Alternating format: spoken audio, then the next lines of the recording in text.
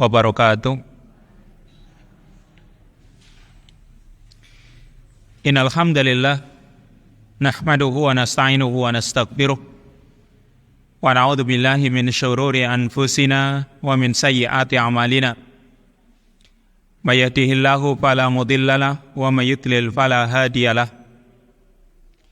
Asyhadu an la ilaha illallah wahdahu la syarikalah wa asyhadu anna Muhammadan abduhu wa rasuluh.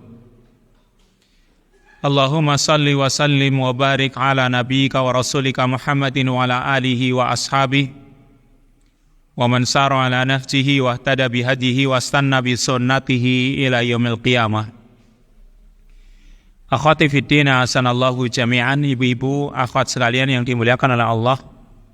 Alhamdulillah, pada kesempatan yang baik ini kita bisa bermajlis kembali sama-sama mengkaji ayat-ayat Allah dan juga hadis-hadis Rasul-Nya, yang ini merupakan tugas dan kewajiban kita sebagai hamba Allah, serta masih melanjutkan kitab Maraqil Izzah wa Muqawwamat As-Sa'adah, melanjutkan pembahasan tentang birrul walidain, berbakti kepada kedua orang tua.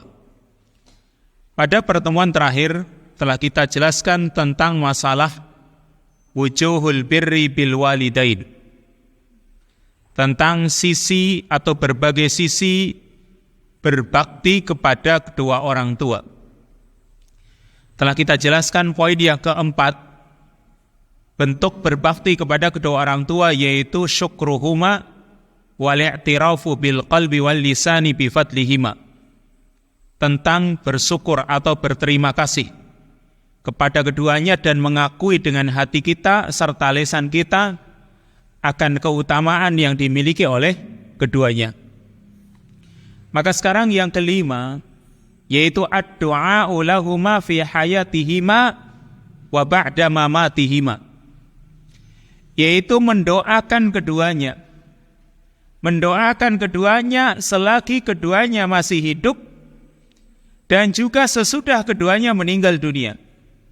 Artinya doa kita itu jangan sampai putus, baik keduanya masih hidup atau sesudah keduanya meninggal dunia, sebagai balasan atas kebaikan yang dimiliki oleh keduanya, sebagai balasan atas kebaikan keduanya, baik dari yang melahirkan atau yang mengandung, melahirkan, menyusui, kemudian mendidik, memberikan nafkah, dan lain sebagainya. Itu semua butuh dibalas. Allah Ta'ala berfirman, wa qur rabbirhamhuma kama rabbayani shaghira, dalam surat Al-Isra ayat yang ke-24. Dan ucapkan rabbirhamhuma, wahai Rabbku, sayangilah keduanya, kama rabbayani shaghira, sebagaimana keduanya telah merawatku ketika masih kecil. Nah, kita sadari bahwa kita sebagai seorang anak itu tidak bisa membalas kebaikan orang tua kita. Karena Nabi bersabda, kita disuruh membalas kebaikan siapapun orang yang berbuat baik kepada kita, maka kita bisanya membalas itu dengan doa, maka balaslah dengan doa. Kata Nabi SAW, man sana'a ilaikum ma'rufan fakafi'uh. Barang siapa yang melakukan kebaikan kepada kalian, maka balaslah kebaikannya. Kalau ada orang yang berbuat baik kepada kita, maka kita disuruh untuk membalas kebaikannya. Sedangkan kebaikan orang tua nggak bisa kita balas. Maka kata Nabi SAW, fa'il lam tajidu ma tukafi'unahu fad'u lahu hatta tarau annakum qad kafa'tumu. Jika kalian tidak mendapati sesuatu yang bisa untuk membalas, maka doakanlah dia. Kalau kita nggak bisa melakukan sesuatu yang untuk membalasnya, baik kita tidak punya, atau punya tapi tidak mungkin bisa membalas kebaikan orang tersebut seperti orang tua tadi. Mungkin kita punya sesuatu yang bisa untuk membalas, tetapi nggak mungkin. Karena kebaikan orang tua itu tidak mungkin dibalas sebanyak apapun yang kita lakukan. minimal. Fa illam tajidu ma tukafi'unahu, jika kalian tidak mendapati sesuatu yang bisa untuk membalas, fad'u lahu, kata Nabi, maka doakanlah. Berarti doakan dengan kebaikan maksudnya, karena di sini fad'u lahu, doakan untuknya, berarti maksudnya doakan dengan kebaikan, hatta taro annakum qad kafa'tumu, sehingga kalian merasa kalian telah membalasnya. Dan ingat, yang namanya doa itu kembali untuk kita. Di samping bernilai ibadah, ya, karena kita berdoa itu bernilai ibadah, itu juga doa itu kembali untuk kita. Maka jangan sampai kita itu pelit, jangan sampai kita itu bakhil mendoakan kebaikan untuk dua orang tua kita. Itu juga kembali untuk kita. Sehingga kita ucapkan Rabbi firli wali walidayya warhamhuma kama rabbayani shaghira. Itu untuk kebaikan orang tua kita, dan sekaligus kita mendapatkan pahala, dan itu juga kembali untuk kita. Makanya tidak ada kerugian kalau orang itu mendoakan kebaikan untuk orang tuanya. Ini yang kelima. Doakan keduanya, baik ketika keduanya masih hidup atau setelah keduanya meninggal dunia. Sisipkan dalam doa-doa yang mustajab. Mungkin di penghujung sholat, atau mungkin ya ketika sujud, atau mungkin di malam hari, di sepertiga malam terakhir, atau waktu-waktu yang lain. Sisipkan doa Rabbi firli wali walidayya warhamhuma kama rabbayani shaghira. Yang keenam, al-mubadaratu ila qada'i hawaijihima dunan tidhari talabin minhuma. Bersegera memenuhi hajat keduanya tanpa menunggu permintaan dari keduanya. Jadi kalau keduanya punya hajat, apalagi sampai nyeletuk, meskipun keduanya nggak minta ke kita, tapi keduanya mungkin mengutarakan punya hajat gitu. Meskipun sifatnya sindiran, kita itu harus punya rasa peka gitu. Maka bersegeralah, cukupi hajat keduanya tanpa harus menunggu. Maka ini yang salah membuat keduanya merasa nikmat. Kalau anaknya itu peka, kalau anaknya itu sadar, keduanya punya hajat tanpa harus diminta, anak ini langsung memenuhi hajat. Karena yang namanya orang tua kadang kan tidak mau mengutarakan hajatnya. Sifat orang tua aslinya itu seperti itu, instingnya seperti itu. Sama seperti hewan lah. Ya. Itu maunya memberi untuk anak. Atau bahasa orang Jawa itu, apa-apa itu nggo anak kan gitu. Semua itu untuk anak biasanya orang tua. Karena mereka sadar mereka kumpulkan harta misalnya, atau apa saja yang mereka miliki, ya ujung-ujungnya untuk anak. Sehingga ketika misalnya anak itu dewasa, berkeluarga misalnya, kemudian orang tua kadang punya hajat, tapi gak bisa dia penuhi sendiri. Mau ngomong kepada anak biasanya malu kan gitu. Maka seorang anak itu hendaknya peka dalam hal ini. Orang tua itu kadang punya rasa kasihan kepada anaknya, kasih sayang. Ya, dia nggak ingin memberatkan anaknya. Sehingga sekarang seorang anak hendaknya dia bersegera. Dikatakan di sini, wali annal walad idza lam yubatir qad la yaslam minat tabarrum. Karena seorang anak jika tidak bersegera, kadang dia tidak bisa selamat dari rasa bosan dan merasa berat dari permintaan keduanya. Artinya ya, kalau kita itu nggak segera, mungkin saja ketika melaksanakannya merasa berat, tapi kalau coba segera dia lakukan, dia sengaja ya untuk memenuhi hajat keduanya, maka rasa bosan itu hilang, merasa beratnya itu hilang, karena dia menyegerakan itu. Dia dahulukan orang tuanya misalnya. Nah, dikhawatirkan kalau sampai seorang anak menolak permintaan kedua orang tua, maka ini lebih parah kan? Masuk durhaka ini. Jadi sekali lagi, kita itu harus punya sifat peka. Tidak peka saja kurang bagus, apalagi kok sampai durhaka ini. Na'udzubillah. Karena ini kesempatan emas. Ketika keduanya masih hidup apalagi. Maka lakukan kebaikan yang bisa dilakukan untuk kedua orang tuanya. Ini yang keenam. Yang ketujuh, ta'atuhuma bil ma'rufi fi amrihima wa nahyihima.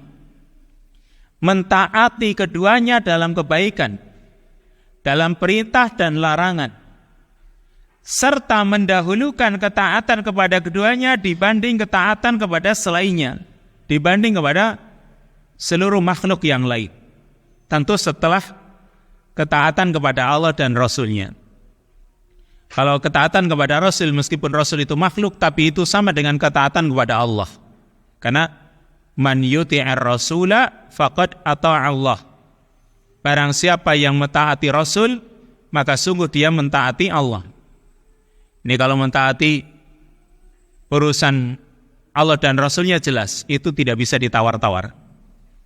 Tapi sekarang, sesama makhluk, siapakah ketaatan yang harus kita dahulukan? Kedua orang tua. Berarti di sini anak harus menyadari, seorang anak harus menyadari bahwa apa yang telah dilakukan oleh orang tuanya, bahwa apa yang kebaikan-kebaikan yang telah dilakukan oleh kedua orang tuanya untuk anak, seperti pendidikan, bimbingan, dan yang lainnya, itu sebenarnya kemaslahatan untuk anak itu sendiri supaya dia mengambil ibrah, supaya dia belajar bagaimana mendidik anak-anaknya, kan gitu. Jadi orang tua ketika mendidik anaknya dengan baik, supaya anaknya juga nanti ketika dia punya anak juga seperti itu perilakunya kepada anak-anaknya. Maka kalau sekarang orang itu mendahulukan orang tuanya dibanding semua yang lainnya, sebagaimana kisah 3 orang yang masuk ke dalam gua yang sudah kita ceritakan pada pertemuan kemarin, sebenarnya itu cukup. Orang yang pertama yang dia mendahulukan memberi minum susu kepada kedua orang tuanya daripada dirinya dan anak istrinya. Dia lebih mendahulukan kedua orang tuanya, itu cukup sebagai pelajaran bagi kita. Yang karena sebab dia melakukan kebaikan tersebut, mendahulukan orang tua dibanding yang lainnya, Allah Subhanahu wa ta'ala berikan pertolongan untuknya. Maka taati keduanya dalam kebaikan, serta dahulukan ketaatan itu dibanding manusia-manusia yang lain. Yang ke-8, musyarakatuhuma fi ba'dil wajabatil ghidaiyah mimma yudkhilus surur alaihima, yaitu menyertakan keduanya pada sebagian makanan-makanan yang dimakan oleh anak. Artinya, apalagi kalau anak itu sudah berkeluarga. Kan yang namanya orang tua kadang tidak tahu makanan-makanan model zaman sekarang, kan gitu. Mungkin saja orang tua ingin mencicipi makanan yang dimakan oleh anak zaman now, kan gitu. Kalau zaman dahulu kan taunya ya nasi sayur lah gitu kan. Kalau zaman sekarang makanannya macam-macam gitu. Ya mungkin saja orang tua itu barangkali ketika disertakan, oh ternyata dia bisa merasakan nikmatnya makanan. Meskipun kadang ya, ada yang nggak suka, lebih suka gatot, ciwel, daripada makanan Pizza Hut, hotdog dan lainnya, kan gitu. Tapi barangkali ketika mereka itu ya ikut serta dalam makanan yang kita makan, barangkali mereka itu akan merasakan kegembiraan dalam hati. Jadi kalau bisa ngajak makan bareng mereka, itu sangat baik. Jadi ngajak mereka makan bersama. Sungguh di situ ada kegembiraan tersendiri ketika orang tua diajak makan. Dan tentu seorang anak itu jangan sampai, atau mungkin banyak anaknya ini, ya, jangan sampai cekcok di depan kedua orang tua. Ajak makan bareng tapi berantem, kan bisa saja. Ya. Ajak makan bareng dengan saudara-saudaranya, orang tuanya juga ternyata berantem. Nah, ini yang nggak baik. Nah, itu bisa menyakiti keduanya. Kalau cekcoknya anak kecil, ya, orang tua punya anak. Anaknya banyak, masih kecil-kecil. Mereka cekcok, orang tua kadang rindu. Ya, karena cekcoknya anak kecil, berantemnya anak kecil, ya wajar. Meskipun di rumah itu ramai gitu ya. Tapi coba, ketika punya anak kecil, terus anaknya misalnya pada sekolah atau mungkin pada mondok atau yang lain, di rumah sepi, kan rasanya merindukan mereka itu. Merindukan berantemnya anak. Itu orang tua. Kalau anaknya berantem di rumah justru malah seneng. Senengnya rumahnya rame gitu. Tapi kalau anak sudah dewasa, cekcok, berantem, orang tua gak suka. Karena mereka sudah sama-sama dewasa. Anak kecil, rebutan makanan. Meskipun orang tua ya sambil melerai mereka gitu. Tapi kadang itu dirindukan sama orang tua. Rame rumah gitu loh. Ya, rebutan makanan, terus tarik-tarikan, makanannya nggak dimakan akhirnya. Nah, orang tua itu mungkin kadang ngelus dada, tapi senang ketika anak itu ada di rumah rame. Justru itu kadang dirindukan oleh orang tua. Yang nggak dirindukan itu kalau sudah anaknya pada dewasa tapi pada berantem. Nah, ini yang tidak disukai oleh orang tua. Lanjut yang ke-9. Al-infaqu alaihima idha taja. Memberikan nafkah kepada keduanya jika keduanya membutuhkan. Ini. Kalau punya orang tua dan orang tua memang membutuhkan infak nafkah dari anak, maka berikan. Kenapa? Karena anak itu adalah usaha orang tuanya. Anak itu usaha ayahnya. Di dalam hadis yang sahih, ada seorang bertanya kepada Rasul SAW, "Ya Rasulullah, inna li malan wa waladan, wa inna abi yuridu an yajtaha mali." Dia mengatakan, "Wahai Rasulullah, aku punya harta dan anak-anak. Ya.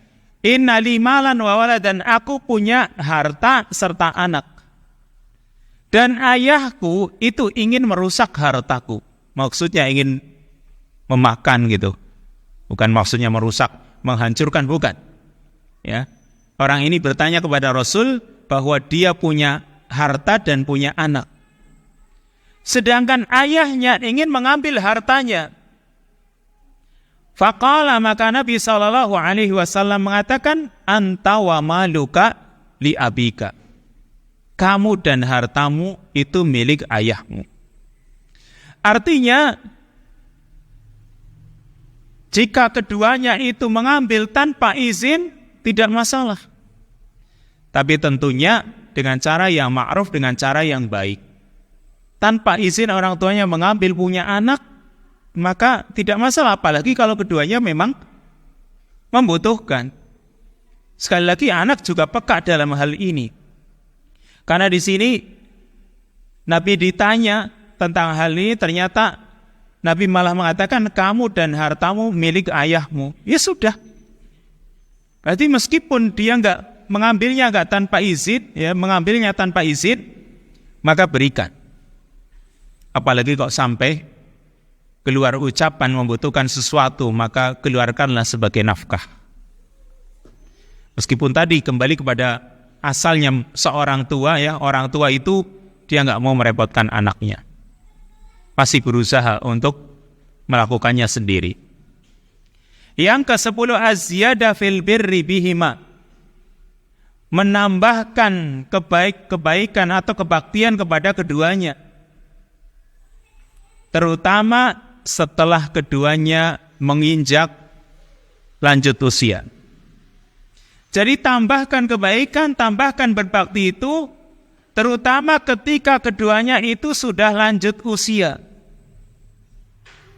Dikatakan di sini lita'akku di hajatihima ila dzalika fi halil kibar. Karena keduanya itu lebih membutuhkan kebaikan dan kasih sayang seorang anak ketika keduanya itu sudah lanjut usia. Makanya Allah Ta'ala berfirman, imma yablughanna indakal kibara ahaduhuma aw kilahuma fala taqul lahuma uffin.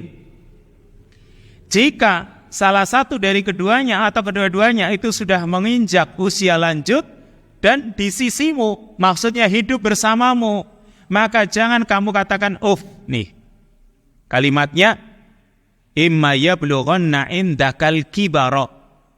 Jika salah satu dari kedua orang tuamu, baik ayah atau ibumu, atau mungkin kedua-duanya itu sudah mencapai usia lanjut dan hidup bersamamu, kata Allah, jangan kamu katakan uff, jangan kamu katakan ya, atau kamu katakan beh, atau mungkin kata-kata yang semisal itu. Terutama di sini ketika usia lanjut. Kenapa sih? Karena ketika orang tua sudah mulai masuk usia lanjut, biasanya lemah dan butuh kelembutan. Ini, ketika orang tua itu sudah masuk usia lanjut, itu jelas ada sisi kelemahan, butuh kelembutan, butuh kasih sayang, tambah manjanya, dan lain sebagainya. Sehingga seorang anak itu harus menyadari kata-kata dan semisal itu dilarang oleh Allah, apalagi lebih dari itu. Ini terutama ketika keduanya sudah lanjut usia. Jadi memang lebih sabar lagi gitu ya. Kalau orang tuanya masih muda, masih cekatan, masih bisa cari nafkah kuat sendiri, ya itu juga nggak boleh. Tapi mungkin kesabarannya masih mending. Karena ketika orang tua misalnya masih bisa nafkahi dirinya sendiri, itu kan nggak pernah minta. Tapi ketika sudah lanjut usia, sudah lemah, maka tinggal bersandar kepada anak. Nah, anak ini harus peka juga. Jangan sampai kata-kata terucap yang membuat hati kedua orang tua itu merasa tersakiti. Kata-kata itu tidak dibolehkan oleh Allah Subhanahu wa taala, apalagi lebih dari itu. Apalagi kata-kata yang misalnya suaranya lebih tinggi, apalagi kalau sampai mata itu melotot misalnya. Itu jelas dalam Islam tidak dibolehkan. Ini yang ke-10. Yang ke-11, silaturahimihima fi hayatihima wa ba'da mamatihima. Menyambung hubungan rahim, hubungan kekerabatan, baik ketika keduanya masih hidup dan juga sesudah keduanya meninggal dunia. Artinya orang tua kita itu kan punya kerabat. Ya, orang tua kita, jadi kalau bapak ibu kita, ya, ayah ibu kita, dia kan punya saudara. Itu berarti itu rahim terdekat dari ayah ibu kita. Termasuk orang tuanya jelas, kakek nenek kita. Itu rahim terdekat yang dekat dengan orang tua kita. Maka kita sambung rahimnya keduanya atau kekerabatannya keduanya. Ini sambung. Dan juga laksanakan wasiat janji terutama sesudah keduanya meninggal dunia. Dan juga menghormati, memuliakan teman dari kedua orang tua kita yang nanti insya Allah itu akan diterangkan dalam hal kebaktian kepada orang tua itu berlanjut meskipun keduanya sudah meninggal dunia. Yang ke-12, musahabatuhuma bil ma'ruf, yaitu menemani keduanya dengan cara yang ma'ruf, yang baik, dan mendoakan keduanya. Serta berusaha, kalau memang keduanya itu butuh diluruskan, ya berusaha memberikan petunjuk. Meskipun keduanya kafir. Karena di dalam surat Luqman, Allah Ta'ala berfirman, wa in jahadaka ala an tusyrika bima laysa laka bihi ilmun, fala tuti'huma wa sahibhuma fid dunya ma'rufan. Jika keduanya memaksamu untuk menyekutukanku dengan sesuatu yang kamu tidak memiliki pengetahuan atas hal itu, fala tuti'huma, maka jangan kamu taati keduanya. Kalau kedua orang tua menyuruh anaknya melakukan maksiat, terutama syirik, kata Allah, fala tuti'huma, jangan kamu taati keduanya. Tetapi jangan ditaati di sini bukan berarti dibiarkan, ditinggalkan. Tetap Allah perintahkan, wasahibhuma fid dunya ma'rufa, temani keduanya di dunia dengan cara yang baik. Dan itulah yang dicontohkan oleh Nabiullah Ibrahim alaihissalam. Nabiullah Ibrahim alaihissalam meskipun akhirnya dia hijrah meninggalkan kampung halamannya. Nabi Ibrahim alaihissalam ketika menghadapi ayahnya, Allah sebutkan dalam surat Maryam dari ayat yang ke-41 sampai 45, Allah mengatakan tentang Nabiullah Ibrahim alaihissalam. Wadkur fil kitabi Ibrahim innahu kana siddiqan nabiyya. Dan ingatlah di dalam Al-Quran tentang kisahnya Nabi Ibrahim, innahu kana siddiqan nabiyya. Sesungguhnya Ibrahim itu orang yang sangat jujur, yang sangat membenarkan lagi seorang nabi. Dan kita tahu bahwa ayahnya Nabi Ibrahim yaitu Azar, ya, nama orang tuanya atau ayahnya adalah Azar. Dia si pembuat patung yang mengajak kepada kesyirikan. Maka Nabi Ibrahim mengatakan, idh qala li abihi ya abati lima ta'budu ma la yasma'u wa la yubsir wa la yughni anka syai'a. Ketika Ibrahim berkata kepada ayahnya, ya abati, hei ayahku, lima ta'budu ma la yasma', mengapa engkau menyembah sesembahan yang tidak bisa mendengar, tidak bisa melihat, dan tidak bisa memberikan manfaat sedikit pun kepadamu? Berarti di sini Nabi Ibrahim berusaha menyadarkan ayahnya gitu. Punya hujah, jangan cuma diam saja. Punya hujah, sesembahan itu nggak bisa mendengar, nggak bisa melihat, nggak bisa berikan manfaat. Jadi seorang anak itu boleh dia mengemukakan alasan. Dia punya hujah. Bukan ini termasuk durhaka ya, karena di sini urusan kebaikan, urusan dakwah. Dan ini dicontohkan oleh Nabiullah Ibrahim alaihissalam. Supaya kita mengambil ibrah di sini. Maka ayat selanjutnya Nabi Ibrahim mengatakan, ya abati inni qad ja'ani minal ilmi ma lam ya'tika fattabi'ni ahdika siratan sawiyya. Hei ayahku, sungguh telah datang kepadaku ilmu yang belum datang kepadamu, maka ikuti aku, niscaya aku tunjukkan engkau ke jalan yang lurus. Ini Nabi Ibrahim alaihissalam terus mengajak ayahnya, sekalipun akhirnya ayahnya tetap dalam keadaan kafir dan ditinggalkan oleh Nabi Ibrahim. Ketika juga dia harus meninggalkan kampung halamannya, dia harus hijrah membawa istrinya dan anaknya.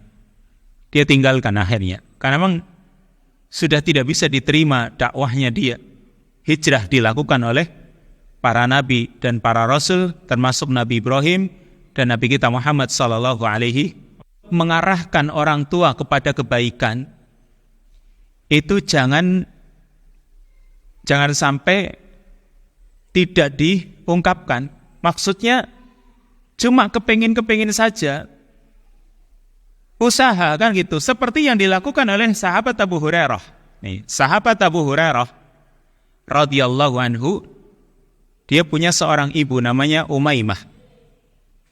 Dia ajak ibunya untuk masuk Islam.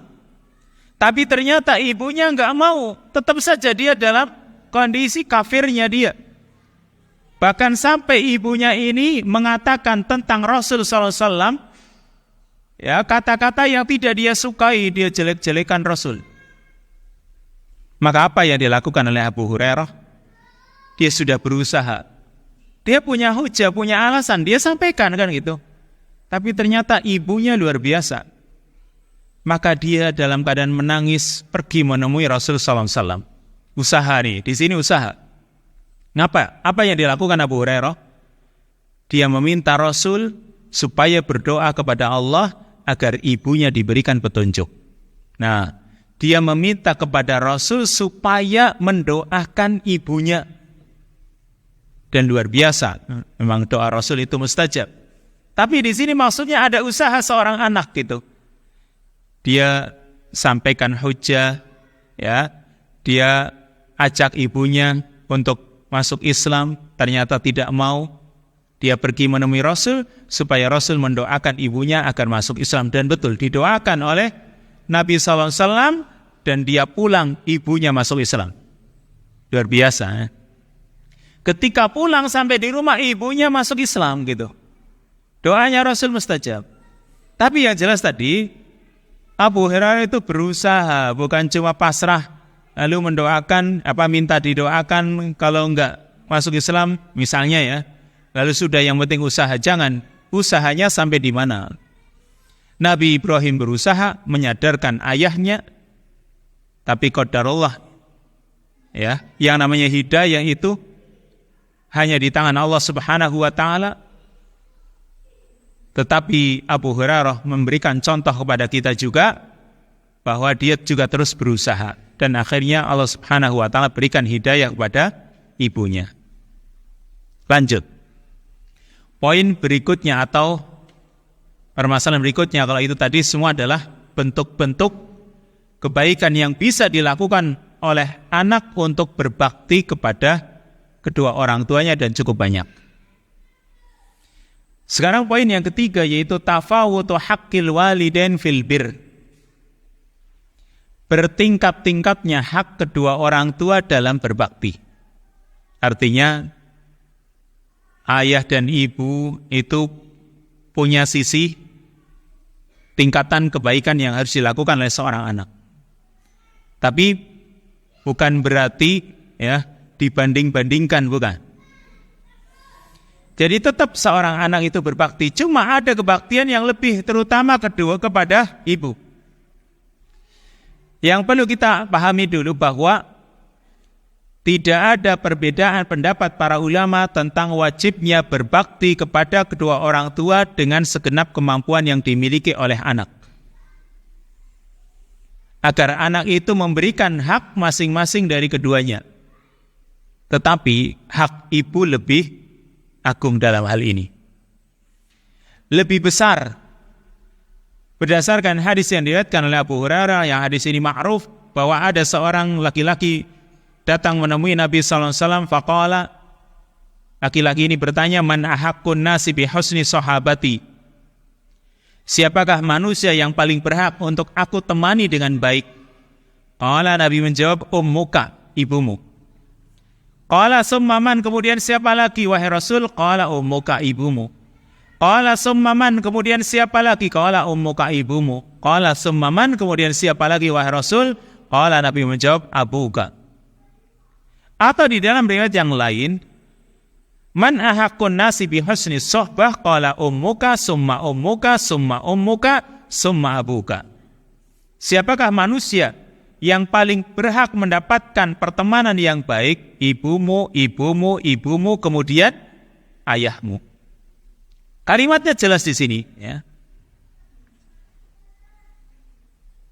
Kita mengetahui mengapa di sini ibu punya sisi kelebihan dari kebaktian seorang anak, karena hak ibu itu dalam hal kebaikan kepada anaknya itu sangat besar. Sudah diterangkan dalam surat Luqman, wa wassaynal insana biwalidayhi, dan kami perintahkan kepada manusia agar berbakti kepada kedua orang tuanya. Tapi coba Allah melanjutkan, hamalathu ummuhu wahnan ala wahni wa fisaluhu fi amain. Ibunya yang telah mengandungnya dengan lemah ditambah lemah, serta menyapihnya dalam 2 tahun.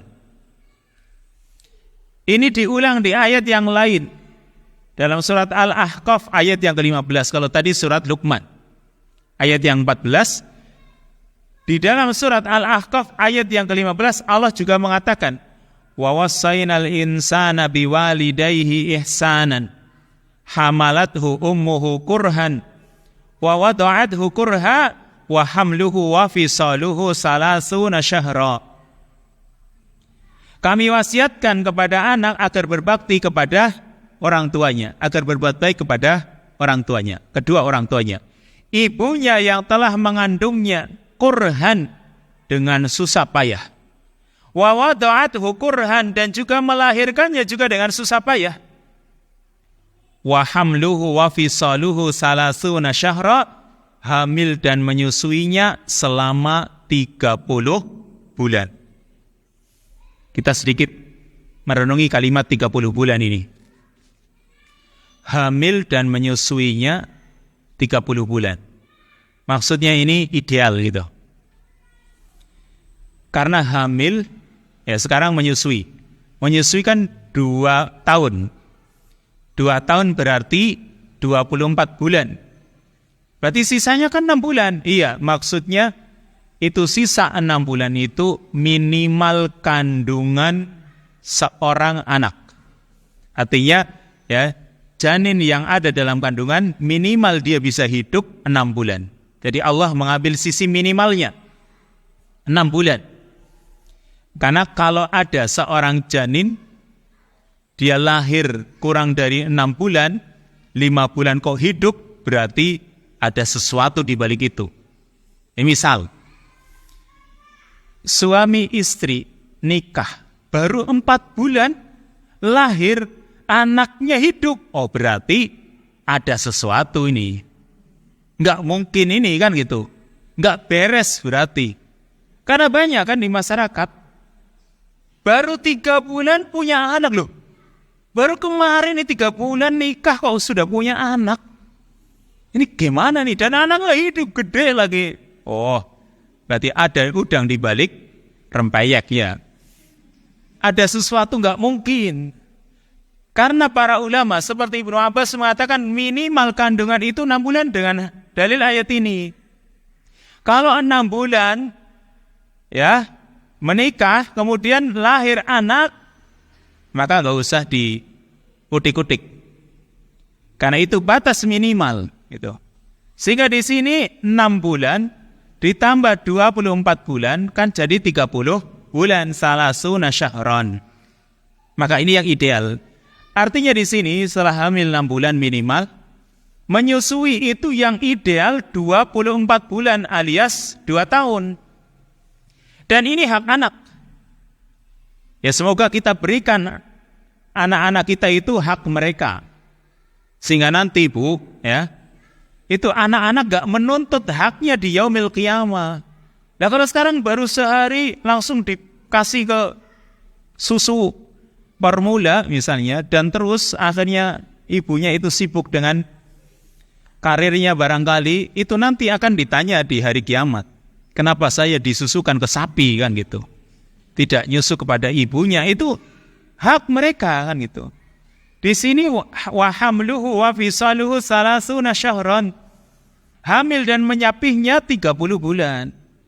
Kalau sudah diberikan hak kepada mereka, ya sudah, kecuali kalau sekarang ternyata kesundulan, ya itu mungkin lain. Ya semoga mereka itu ya tidak menuntut haknya di yaumil qiyamah. Maka di sini syariat mengagungkan urusan hak ibu. Karena apa yang dihadapi oleh ibu berupa sakitnya ketika hamil, ketika melahirkan, ketika capek, ketika begadang, itu demi memperhatikan anak, demi mengasuh anaknya, demi ya menyusui anaknya, mendidik anaknya. Tapi bukan berarti kebaikan ayah juga dilupakan. Maksudnya di sini jangan membanding-bandingkan. Pokoknya kalau ibu sekian berarti nanti ayahnya sekian, dibuat sepertiganya. Jangan. Tetap saja kebaktian anak itu juga sama ayahnya juga dia harus berusaha. Kenapa? Karena hak ayah itu juga besar.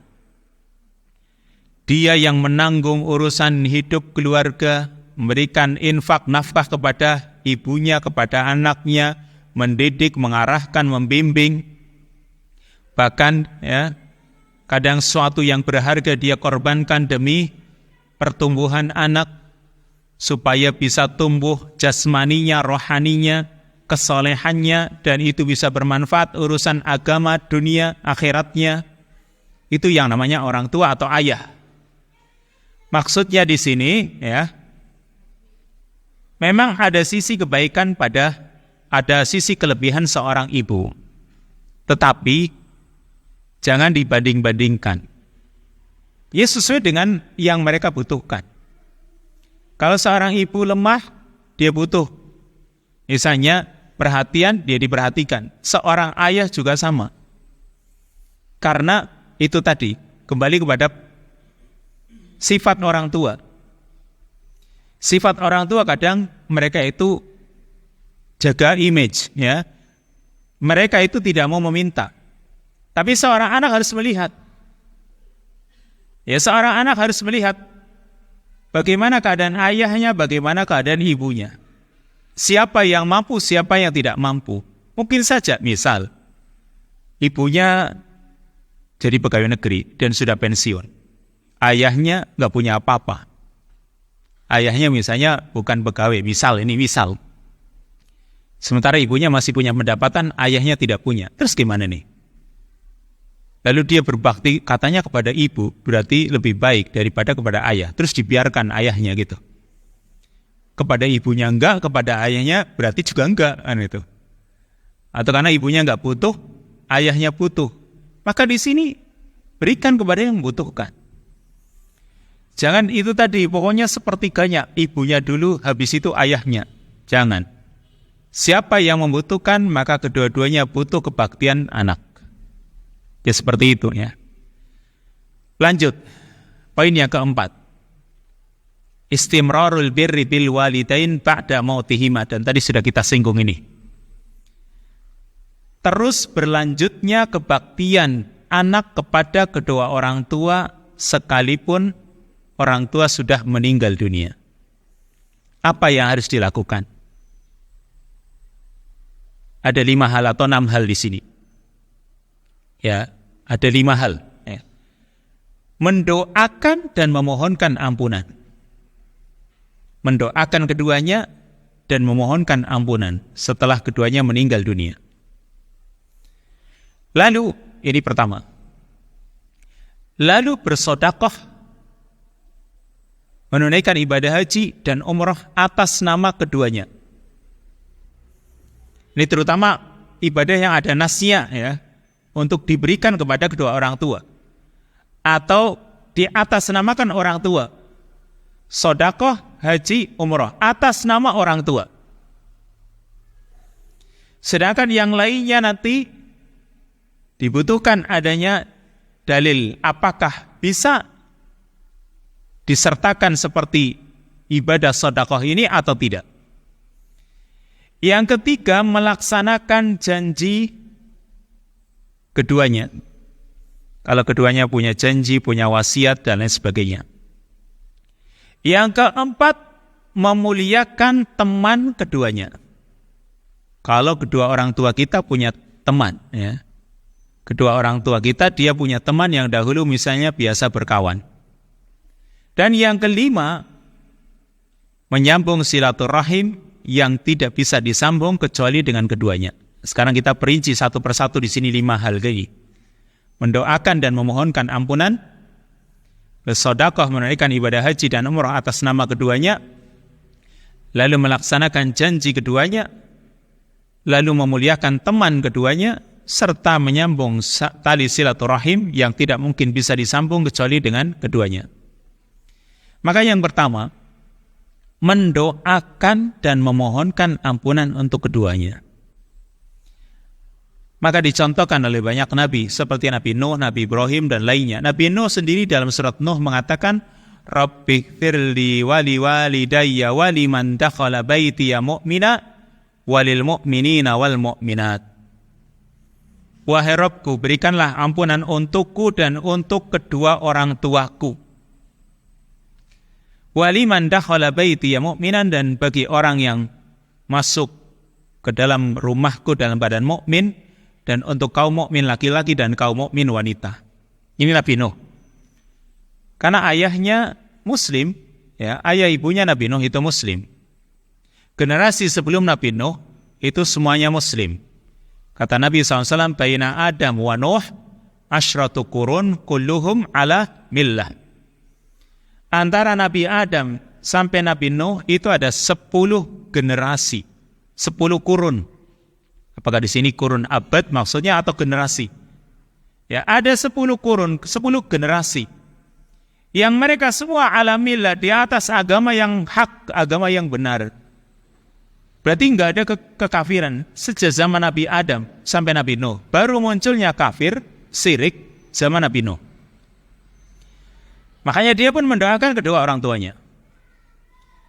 Termasuk Nabi Ibrahim alaihissalam. Dia mendoakan secara umum, Rabbi firli wali walidayya walil mu'minina yauma yaqumul hisab.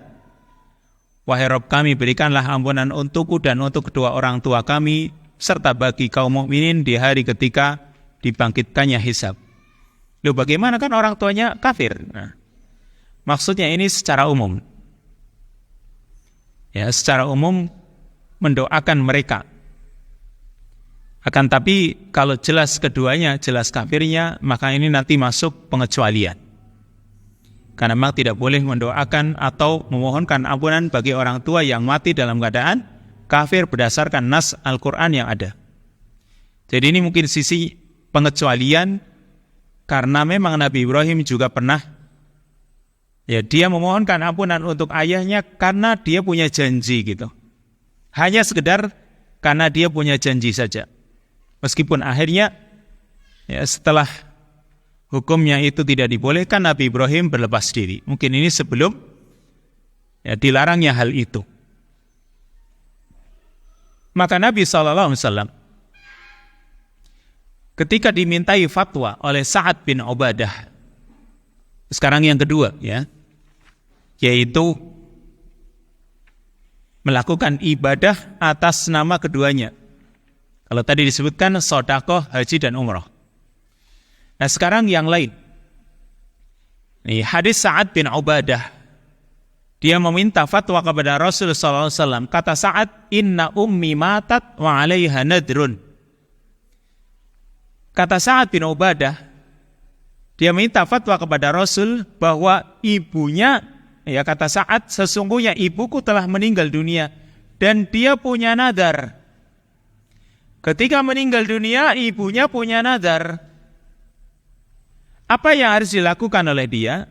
Faqala, Nabi mengatakan, iqdihi anha. Tunaikanlah nadarnya atas nama, ya, tunaikanlah nadar itu atas nama ibumu. Kalau dia punya nadar dan belum bisa dilaksanakan, anak bisa melaksanakannya, laksanakan. Ini berarti kan janji yang dimiliki oleh orang tua dan belum terlaksana. Maka anak yang bisa melaksanakannya. Di dalam riwayat yang lain, Sa'ad bin Ubadah bertanya, ya Rasulullah, inna ummi tuwfiyat wa ana ghaibun anha, fahal yanfa'uha in tasaddaqtu bi syai'in anha? Wahai Rasulullah, sesungguhnya ibuku telah meninggal dunia dan kebetulan aku tidak berjumpa dengannya. Apakah bisa memberikan manfaat kepadanya jika aku bersedekah dengan sesuatu atas nama ibuku tersebut? Qala, Nabi menjawab, na'am, ya. Fa inni ushhituka anna haitil mikhraf sadaqatan 'alaiha. Sadaqatun 'alaiha. Kata Sa'ad bin Ubadah, maka sungguh aku bersaksi, atau aku jadikan engkau saksi, wahai Rasul, bahwa kebunku yang banyak buahnya itu sebagai sedekah atas nama ibuku. Berarti di sini melakukan ibadah mengatasnamakan orang tua, bentuknya sedekah boleh. Dan juga tadi kalau orang tuanya itu punya nadar, atau misalnya begini, orang tuanya itu dia sudah membayar ONH. yaitu ongkos naik hajinya sudah dia bayarkan, kursinya. Tapi kan masih kurang. Nah, tapi orang tuanya sudah punya keinginan. Kalau misalnya orang tua itu meninggal dunia, masih punya harta, bisa saja diambilkan dari hartanya sebagai bentuk nadarnya dia. Sebelum nanti dibagi warisnya. Kan yang namanya waris, itu dibagi setelah hutang-hutangnya dibayarkan, wasiat-wasiatnya dibayarkan, tentu wasiat ini tidak boleh lebih dari sepertiga hartanya. Tapi yang paling penting itu hutangnya dulu. Hutangnya bayarkan. Jangan sampai hutangnya itu dibiarkan. Setelah hutangnya wasiat. Lalu setelah itu bagi warisan. Meskipun di dalam ayat, ya, setelah Allah Subhanahu wa ta'ala mengatakan dalam pembagian waris, Allah mengatakan mim ba'di wasiyati yusabiha atau yusina biha audain. Mim ba'di wasiyati yusi biha audain. Sesudah wasiat yang dia wasiatkan atau hutang.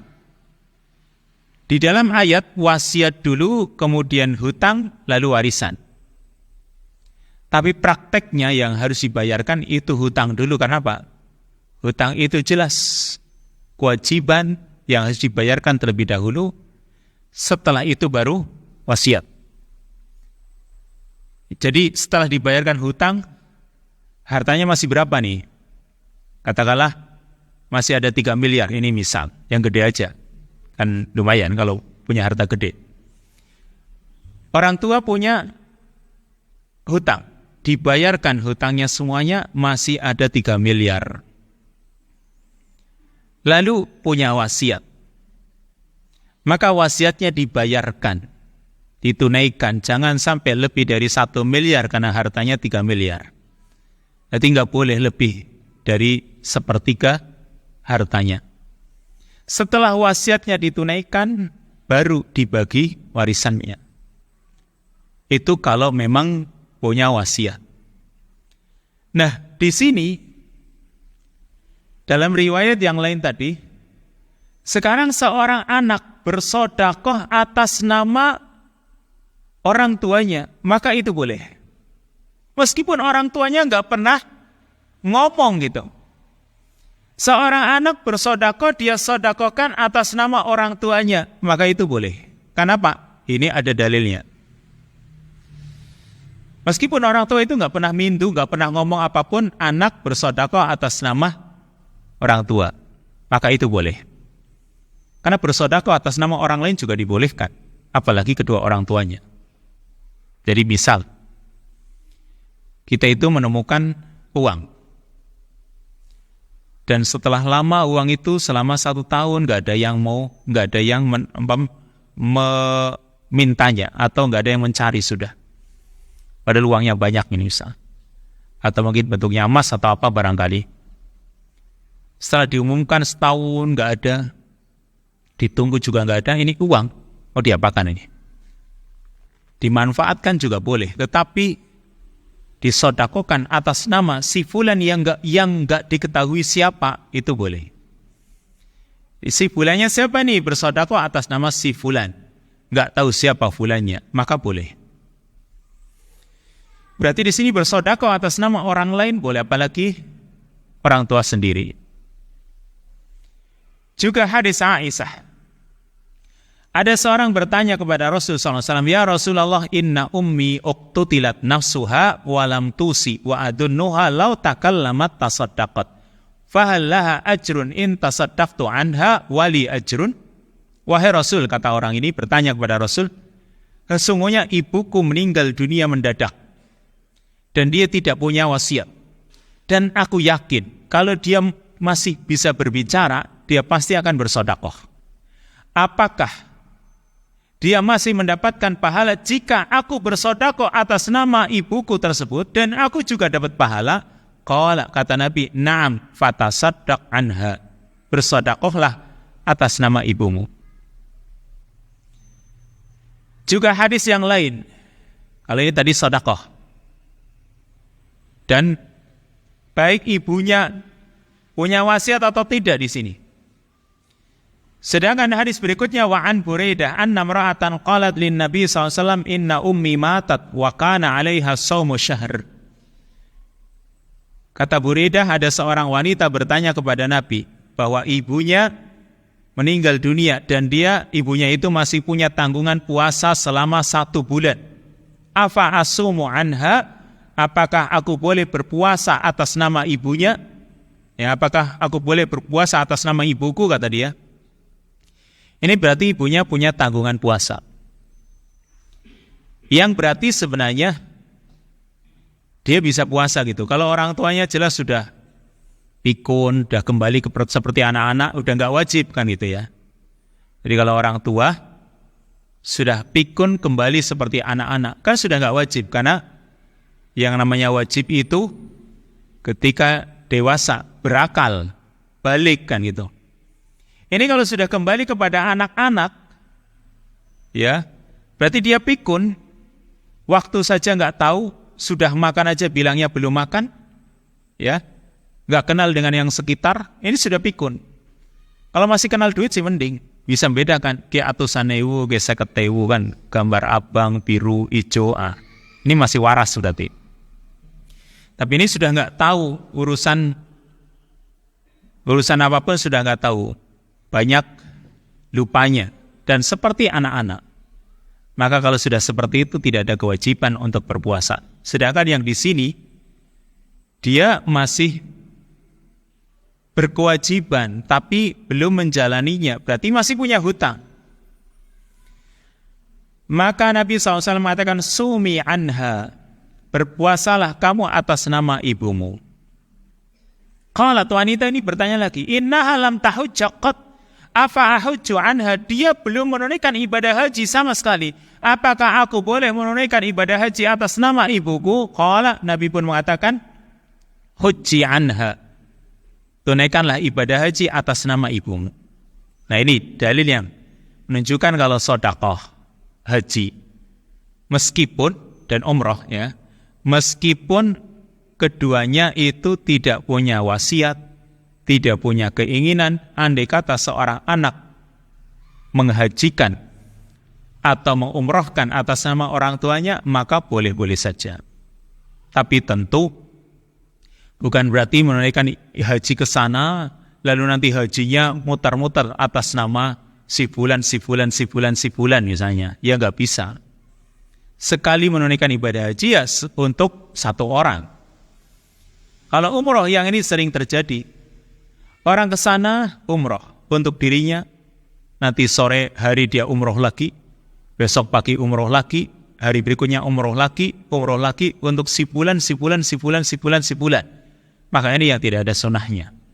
Meskipun Syekh bin Baz membolehkan hal itu, tetapi para ulama yang lain menyatakan ya bahwasanya itu perkara yang tidak sunnah karena safar itu untuk sekali umrah. Meskipun ya para ulama ada yang membolehkannya. Intinya di sini bahwa untuk 2 ibadah ini, sedekah, haji dan umrah, dilakukan atas nama orang tua. Sekalipun keduanya tidak punya tanggungan. Ya. Kalau jelas punya hutang, punya tanggungan, punya wasiat, punya nadar, itu jelas harus dilaksanakan. Lalu sekarang ibadah-ibadah yang lain bagaimana? Bolehkah misalnya orang itu membaca Fatihah, lalu bacaan Fatihah ini ya dihadiahkan pahalanya untuk orang tuanya? Atau mungkin sekarang yang lainnya, mungkin ibadah-ibadah yang lain, dia i'tikaf. I'tikafnya untuk orang tuanya. Atau mungkin dia melakukan apapun lah. Kalau sedekah tadi ada nasnya, haji umrah juga ada nasnya. Tapi sekarang ibadah-ibadah yang lain, bahkan sholat atas nama orang tuanya, maka ini perkara yang mukhtalafi. Para ulama mengatakan tidak ada contohnya sama sekali, wallahu ta'ala a'lam. Jadi yang ada contohnya, karena ada juga yang mengkiaskan bolehnya hal itu, tapi di sini apakah bisa dikiaskan, yang namanya ibadah bisa dikiaskan? Karena ada yang mengatakan la qiyasa ma'al ibadah, enggak ada kias. Ibadah itu tidak bisa dikias-kiaskan. terutama ibadah yang tadi bersifat mahdoh. Meskipun yang lain bisa dikiaskan, sedekah, infak dan lainnya kan itu masih sama. Kemudian dalam hadis Nabi SAW mengatakan, "Idza mata ibnu Adam in qata'a amaluhu illa min salasin shadaqatin jariyatin aw ilmin yuntafa'u bihi aw waladin salihin yad'u lah." Jika seorang anak Adam meninggal dunia, maka terputuslah amalannya kecuali karena 3 perkara. Karena sedekah jariyah atau ilmu yang bermanfaat atau anak soleh yang mendoakannya. Ini jelas ya, perkara yang bisa menjadi kebaikan orang tua yang bisa dilanjutkan oleh anaknya, terutama anak yang saleh itu menjadi ladang pahala bagi orang tuanya. Atau kalau orang itu mengajarkan ilmunya dan ilmu itu bermanfaat, atau sedekah yang dia lakukan itu terus mengalir pahala untuk orang tuanya. Yang terakhir, sebelum lanjut pada tentang masalah buah atau hasil berbakti kepada kedua orang tua, yaitu hadis terakhir di sini. An Abi Burdah qala qadimtul Madinah fa'atani Abdullah bin Umar. Kata Abu Burdah, aku datang ke kota Madinah. Lalu Abdullah bin Umar datang menemuiku. Faqala, maka Ibnu Umar berkata, atadri lima ataituka, tahukah kamu mengapa aku datang menemuimu wahai Abu Burdah? Qala, kata Abu Burdah, aku jawab, la, tidak tahu aku. Qala, kata Ibnu Umar, sami'tu Rasulullah SAW yaqul, man ahabba an yasila abahu fi qabrihi falyasil ikhwana abihi ba'dah. Aku mendengar Rasulullah SAW bersabda, barang siapa yang ingin menyambung kebaikan ayahnya ketika ayahnya sudah berada dalam kuburan. Jadi ketika ayahnya sudah meninggal dunia berada di alam kubur, maka orang ingin menyambung kebaikan ayahnya, yaitu falyasil ikhwana abihi, hendaklah dia sambung persaudaraan ayahnya. Dia sambung persaudaraan ayahnya ba'dahu, setelah ayahnya meninggal. Jadi kalau ayahnya dulu pernah biasa kalau pergi kemana mampir di suatu tempat, di situ bertemu dengan teman-temannya, ini anak melanjutkan. Dan ini yang dilakukan oleh Ibnu Umar. Kata Ibnu Umar kepada Abu Burdah, wa innahu kana baina abi Umar wa baina abika ikha wa wuddun. Sungguh antara ayahku Umar dan ayahmu wahai Abu Burdah, dulu ada pertemanan, persaudaraan dan kecintaan. Fa'ahbabtu an asila dalik, maka aku ingin agar bisa aku sambung kebaikan tersebut. Jadi di sini yang dilakukan oleh Ibnu Umar menemui anak dari temannya, ayahnya, dalam rangka menyambung. Jadi meskipun cuma bertemu, ngobrol, syukur bisa memberikan hadiah, membawa sesuatu, membawa oleh-oleh, berarti itu sama dengan menyambung kebaikan orang tuanya, dan itu termasuk berbakti kepada kedua orang tua sekalipun orang tua sudah meninggal dunia. Wallahu ta'ala a'lam bissawab. Sampai di sini tentang masalah buah hasil dari berbakti serta haramnya durhaka kepada kedua orang tua. Kita lanjutkan pada kesempatan yang akan datang biidznillah ta'ala. Wassallallahu wasallama ala nabiyina Muhammad wa ala alihi wa sahbihi ajma'in. Subhanakallahumma wa bihamdika asyhadu an la ilaha illa anta astaghfiruka wa atubu ilaik. Wassalamualaikum warahmatullahi wabarakatuh.